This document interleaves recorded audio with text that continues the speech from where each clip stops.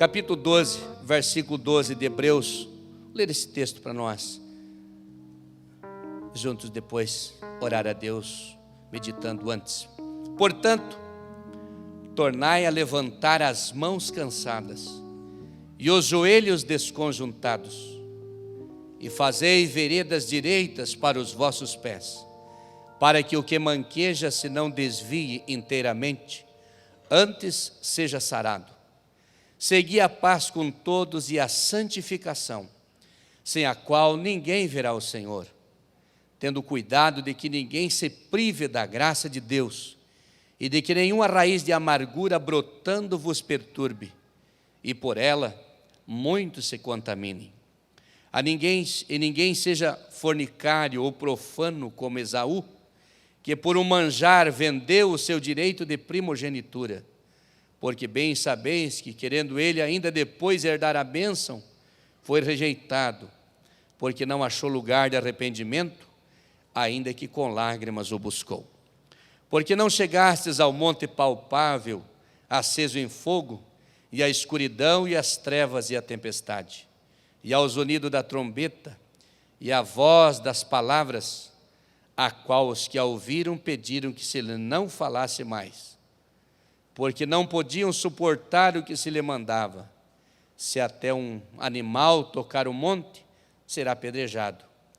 E tão terrível era a visão que Moisés disse: estou todo assombrado e tremendo. Mas chegastes ao monte Sião, e à cidade do Deus vivo, a Jerusalém celestial, e aos muitos milhares de anjos, a universal assembleia e igreja dos primogênitos, que estão inscritos dos céus, e a Deus, o juiz de todos, e aos espíritos dos justos aperfeiçoados, e a Jesus, o mediador de uma nova aliança, e ao sangue da aspersão, que fala melhor do que o sangue de Abel. Glória a Deus. Queridos, o texto que nós lemos, para aproveitar os minutos que temos ainda, me veio ao coração precisamente o versículo 14, a preocupação do escritor aos Hebreus, nesse texto, a epígrafe, a exortação à santidade e vários preceitos, outros preceitos. O versículo 14 do capítulo 12 diz: segui a paz com todos e a santificação, sem a qual ninguém verá o Senhor. Os versículos anteriores, parece que o escritor está se dirigindo a alguém que está com as mãos cansadas, que não consegue mais levantar as mãos, que está com os joelhos como que desconjuntados, sem condições de andar, e não consegue fazer uma vereda direita para os seus pés, manquejando e doente, enfermo, numa situação não muito boa. E depois ele disse: segui a paz com todos e a santificação, sem a qual ninguém verá o Senhor. Paz com todos. Uma coisa importante para nós pensar todos os dias é nós termos paz com todos. Ter paz na nossa casa, paz com a nossa família, paz com os nossos filhos, paz com a esposa ou com o marido, paz com os amigos, paz no serviço, na empresa onde trabalhamos, no comércio, na rua, paz com os vizinhos, paz com todos. E depois dessa recomendação de ter a paz com todos, daí vem a santificação, sem a qual ninguém verá o Senhor. Nós queremos ver o Senhor. Eu quero ver o Senhor. Um dia nós estaremos diante dele. Mas para nós ver o Senhor, nós precisamos ter paz com todos e santificar as nossas vidas. Quanto estiver em vós, tende paz com todos os homens. Quando pensamos nessa segunda palavra, a santificação, eu fiquei pensando, precisamos então, para ver o Senhor, santificar a nossa vida. Vamos pensar um pouquinho nesta santificação. Quando Deus queria falar com o povo, fazer um milagre, fazer alguma coisa, dar um livramento, mandava os seus líderes, os líderes do povo, Moisés, Josué, Davi, e tantos outros sacerdotes, reis, profetas, convocaram o povo, e convocaram um jejum, convocaram um dia de oração, santificar, separar o povo, tirar o povo do seu dia costumeiro, da sua situação, e fazer um dia de separação, um dia de santificação. Santificai-vos, porque amanhã o Senhor fará maravilha. Santificai-vos, porque o Senhor quer fazer milagre. Os sacerdotes também, para se apresentar e oferecer o sacrifício e apresentar a Deus, eles precisavam santificação. O sumo sacerdote, para a ministração, tinha que santificar, oferecer sacrifício por si mesmo, para depois oferecer para os demais, em favor dos demais. A santificação. Santificação era a separação. Eles tinham que sair do meio da idolatria, abandonar a idolatria e se apegar mais a Deus. Santificação. Quando pensamos na palavra santificação, ela nasce do hebraico kadash, que quer dizer separação. Isto é, uma renovação perfeita, uma renovação divina em todo o nosso ser. E daí nós podemos olhar aqui em Tessalonicenses, 1 Tessalonicenses, capítulo 5, versículo 23, quando nós lemos a preocupação de Paulo e o ensino para a igreja de Tessalônica, quando ele diz: e o mesmo Deus de paz vos santifique em tudo, e todo o vosso corpo, a vossa alma e o vosso espírito sejam plenamente conservados, irrepreensíveis, para a vinda do nosso Senhor Jesus Cristo. Quando Ele vier, para nós ver Ele, todo o nosso corpo, toda a nossa alma e todo o nosso espírito precisa estar santificado para Deus. Quer dizer, há um envolvimento divino em toda a nossa vida para a santificação. Hebreus capítulo 13, versículo de número 20 e 21, o escritor aos Hebreus disse: ora, o Deus de paz, que pelo sangue do concerto eterno tornou a trazer dos mortos a nosso Senhor Jesus Cristo, o grande pastor das ovelhas, vos aperfeiçoe em toda a boa obra, para fazerdes a sua vontade, operando em vós o que perante Ele é agradável, por Cristo Jesus, o qual seja a glória para todos sempre. Aquele Deus que ressuscitou a Jesus Cristo dentre os mortos, e Ele é o grande pastor das ovelhas, que venha nos aperfeiçoar, que venha nos arrumar alguma coisa que precisa ser arrumada na nossa vida, e cada vez nós possamos servir a Jesus melhor. Tito também no capítulo 2, eu arrumei alguns versículos aqui para nós ler rapidamente, versículo 14, o apóstolo escreveu, Tito 2 e 14, o qual se deu a si mesmo por nós, para nos remir de toda iniquidade e purificar para si um povo seu, especial e de boas obras. Ele se deu a si mesmo por nós, se entregou por nós, para poder nos purificar, para separar para si, separar para Ele, esse povo especial, de boas obras, um povo abençoado, um povo zeloso. Glória a Deus. Ser santificado para Deus não é ter prejuízos. Alguém pensa que se separar para Deus é ter prejuízos. Eu não vou abrir mão disso para me agradar a Deus, porque se eu começar a orar bastante, estudar a palavra de Deus, eu me tornar um crente mais, que ore mais, que busque mais, vou ficar fanático e vou ter que abrir mão de alguma coisa. Não, ninguém se torna isso ou aquilo por se separar para Deus. A pessoa começa a se separar para Deus o dia que ele professou Jesus, que ele se entregou para Jesus, assumiu um compromisso com Jesus. A partir dali, a pessoa começa o processo da santificação, vai mudando o seu caminho, vai mudando a sua trajetória, vai mudando o seu comportamento e vai se apegando com as coisas de Deus, vai se apegando com a igreja, vai se apegando com Jesus, e vai trilhando o caminho da santificação. Glória a Deus. Quando que nós nascemos para Deus? Quando nós abandonamos aquilo que nos separava de Deus e nós apegamos aquilo que nos unia a Deus. Um dia iniciou o processo da santificação na minha e na sua vida. Aquele dia que nós começamos a abandonar, isso entristece a Deus. Eu não quero. Isso Deus não se agrada. Eu não quero. Isso Deus condena. Eu condeno também. Não quero.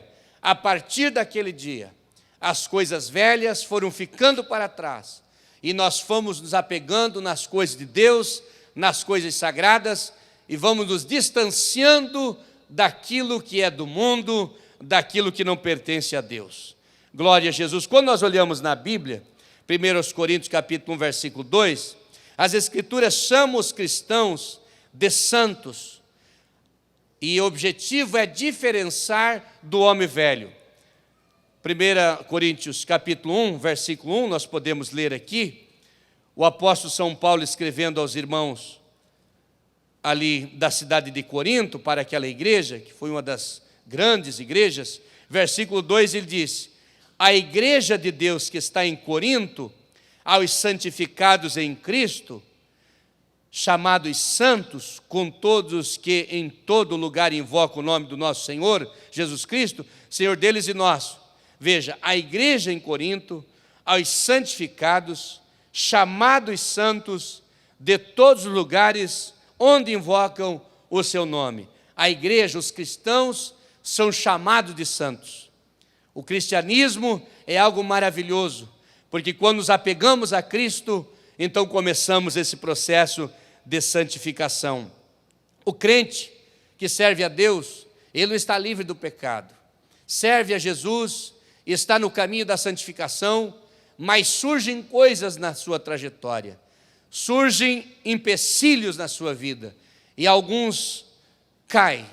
Nós erramos, todos nós somos sujeitos ao pecado, mas quando você que está andando no caminho da santificação tem um deslize, tem uma queda, não pode se desesperar, precisa buscar o conserto com Deus.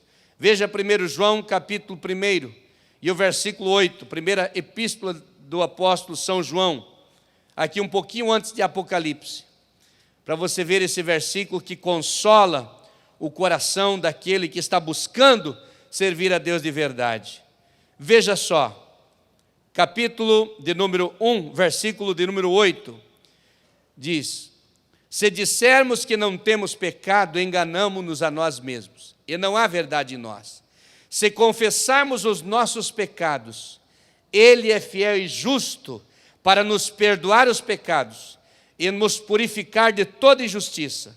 Se dissermos que não pecamos, fazemo-lo mentiroso, e a sua justiça, a sua palavra, não está em nós. Porque aqui nesse texto, queridos, nós entendemos, no versículo 7, que o sangue de Jesus Cristo, o versículo 7 diz assim: se andarmos na luz como Ele na luz está, nós temos comunhão uns com os outros, e o sangue de Jesus Cristo, seu Filho, nos purifica de todo o pecado. Precisamos, como crentes, buscar a purificação do Senhor, para seguirmos os passos da santificação. A pessoa está no processo da santificação, mas acontecem coisas na vida, são coisas que surgem, erros que são cometidos, e o desespero vem, e a pessoa se desvia, se esmorece na vida espiritual, e às vezes cai da graça. Mas quando busca a Deus, e se aproxima de Deus, pede perdão a Deus, o sangue de Jesus Cristo, seu Filho, purifica de todo o pecado. Glória a Deus. Nós temos sobre nós o domínio do Espírito Santo, mas quando a pessoa ainda não é liberta dos seus pecados, dos seus vícios, há o domínio do pecado sobre ele. Precisa fugir e vencer o domínio do pecado. Veja ainda em João capítulo 1, ou capítulo 3 dessa mesma epístola de João, e o versículo de número 4 até o 6, o que diz o texto: qualquer que comete o pecado, também comete iniquidade, porque o pecado é iniquidade.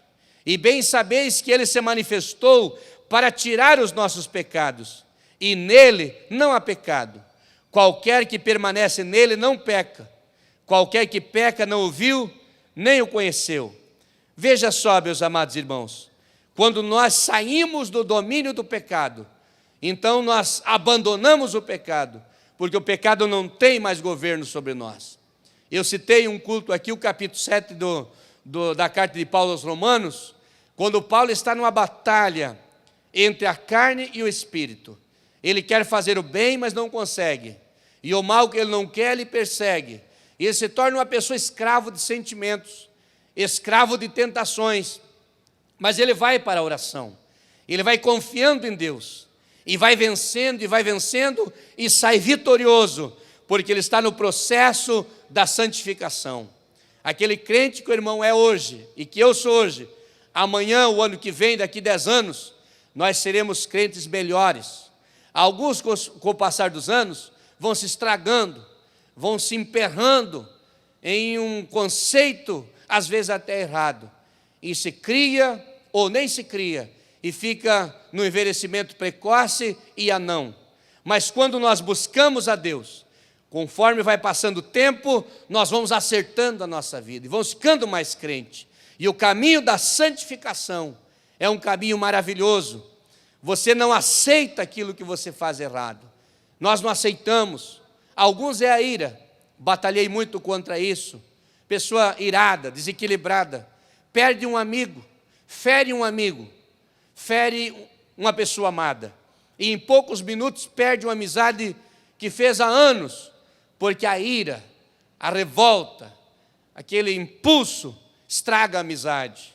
Quantas pessoas perde gente que está do seu lado por causa da ira? Outros é outro tipo de coisa. Alguns casais sofrem problema de ciúmes, e é um defeito, é um problema sério, mas a pessoa não aceita, e vai batalhando contra. Eu não posso ser irado, eu preciso ser humilde, eu não posso ter ciúmes dessa pessoa, eu preciso ser liberto, eu tenho que ser liberto disso. Alguém às vezes tem a dificuldade de vencer a murmuração, e não consegue sem falar mal de alguém, sem cozinhar alguém um pouquinho. Isso é maldade. Mas a pessoa não aceita, diz: Senhor, me ajuda. Eu não quero falar mal de ninguém, Senhor. Eu quero ver o bem nas pessoas. Quero ver as pessoas bem e o lado bom das pessoas. E vai trabalhando, e conforme vai se entregando para Deus, Deus vai mudando a sua vida. Vai melhorando, vai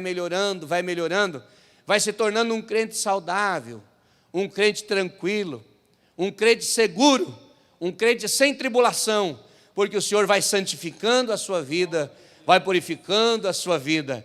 Glória a Deus. Quantas pessoas que a gente vê mudança visível na sua vida, porque foi para a casa do Senhor, buscar a Deus, participar dos cultos de adoração a Deus, ouvir a pregação da palavra, os ensinos da palavra de Deus, e foi contrariando aquilo que era ruim, foi abandonando, e foi se aproximando de Deus, foi se transformando numa bênção nas mãos do Senhor.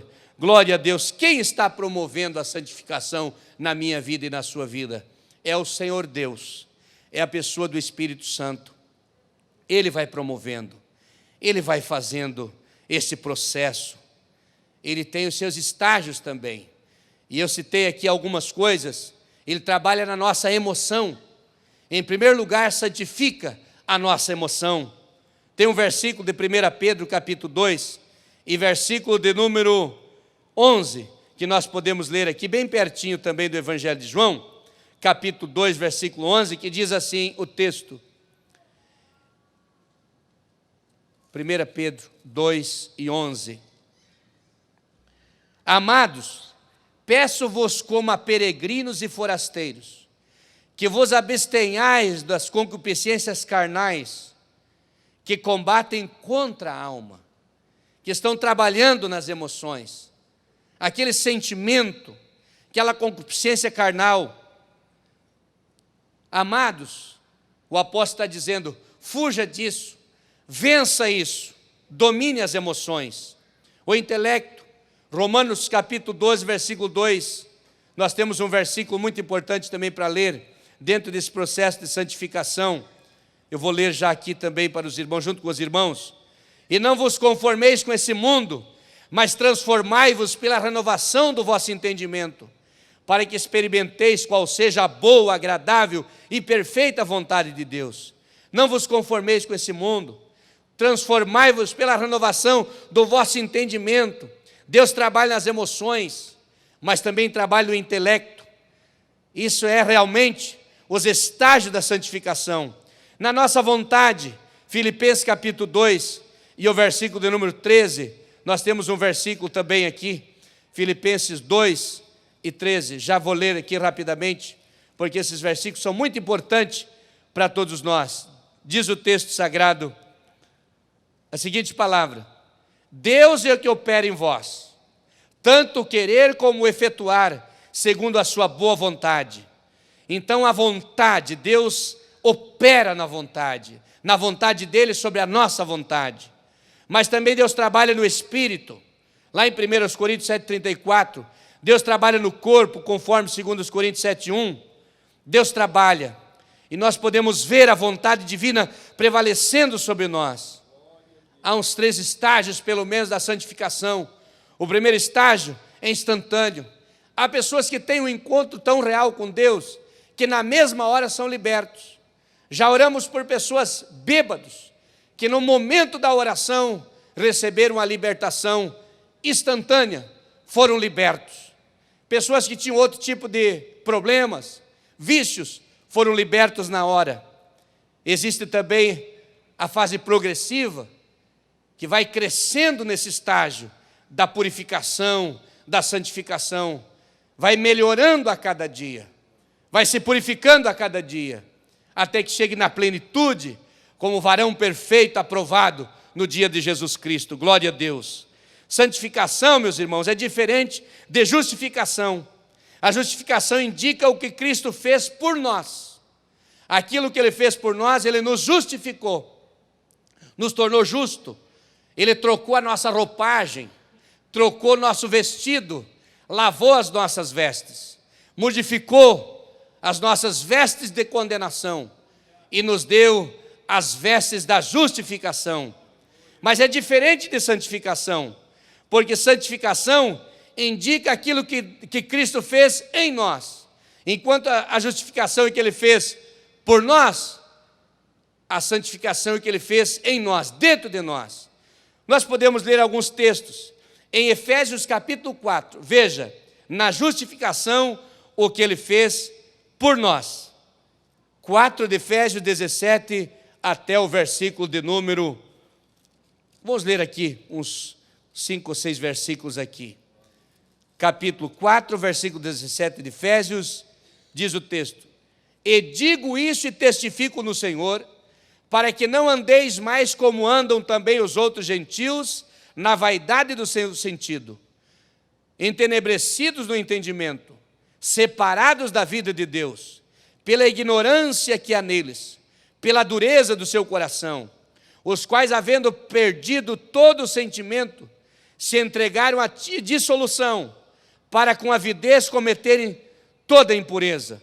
Mas vós não aprendestes assim a Cristo, se é que o tendes ouvido e nele fostes ensinados, como está a verdade em Jesus.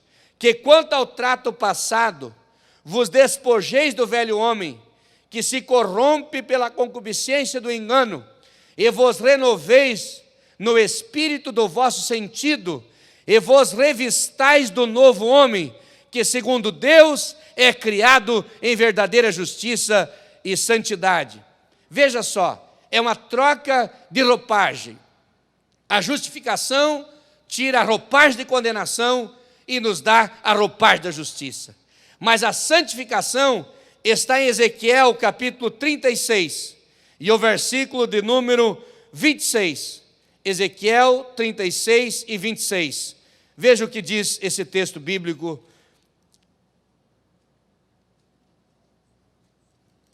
36 e 26 de Ezequiel. E vós darei um coração novo, e porei dentro de vós um espírito novo, e tirarei o coração de pedra da vossa carne, e vos darei um coração de carne, e porei dentro de vós o meu espírito. No primeiro texto que lemos, Paulo está falando da troca de roupagem, a mudança de vestido, as vestes de condenação tirada e as vestes de justiça vestida. Nesse texto que nós lemos, é uma mudança interior, é a troca de coração, é a mudança interior na nossa vida. Isso nós aprendemos. Podemos fabricar um homem de mármore e polir e deixar bonito. Portanto, esse homem não tem vida. Ele está morto, porque foi trocado só por fora. Mas Deus está interessado em trocar por fora e trocar por dentro. Muitas pessoas receberam uma mudança exterior e não conseguiram a mudança interior. Quando eu falo para os irmãos que estão na casa de recuperação, eu falo para eles que a libertação não é parar de fazer, mas é dominar o sentimento e perder a vontade de fazer. Alguns estão bonitos, bem ajeitados, bem limpinhos, bem trajados, mas se soltar do lado de fora da porta, eles voltam para a mesma situação. Mas Deus, no processo da santificação, Ele quer mudar a roupagem, o lado exterior, mas Ele quer mudar o interior também, o coração. E quantos de nós armazenamos, incubamos e guardamos por muito tempo coisas que nos humilham, coisas que nos quebram, coisas que nos massacram dentro de nós, e está ali dentro, está guardado ali, com o objetivo de se manifestar num dia e levar à morte.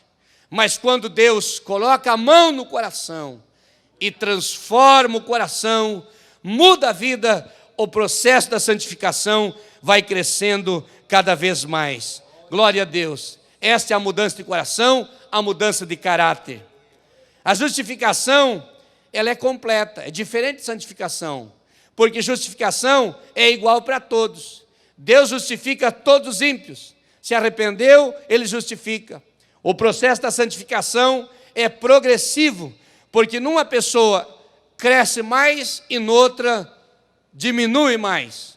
Então pode ter uma ordem crescente ou decrescente. O caminho da santificação na nossa vida deve ser progressivo e de uma forma crescente. Cada dia melhorando, cada dia buscando mais a Deus, cada dia sendo mais fiel ao Senhor. Glória a Deus. Nós temos que entender também a santificação, que não dá para ser confundida com a cultura, não dá para ser confundido com a disciplina, porque às vezes nós temos uma autodisciplina também, e essa autodisciplina não pode ser deixada de lado, tem que ter. Pessoa bem criada, tem uma boa disciplina, está livre de droga, livre de tanta coisa ruim que o mundo oferece. Essa pessoa está bem disciplinada. No entanto, essa pessoa pode não ter nada de santidade na vida, porque não podemos confundir disciplina com santificação. Precisamos ter disciplina, mas precisamos também santificar a vida e trabalhar o nosso interior para fazer aquilo que Deus quer, aquilo que Ele se agrada. Glória seja dada o nome do Senhor. Vamos estar em pé para nós orar ao Senhor, que já falamos bastante sobre esse assunto de santificação.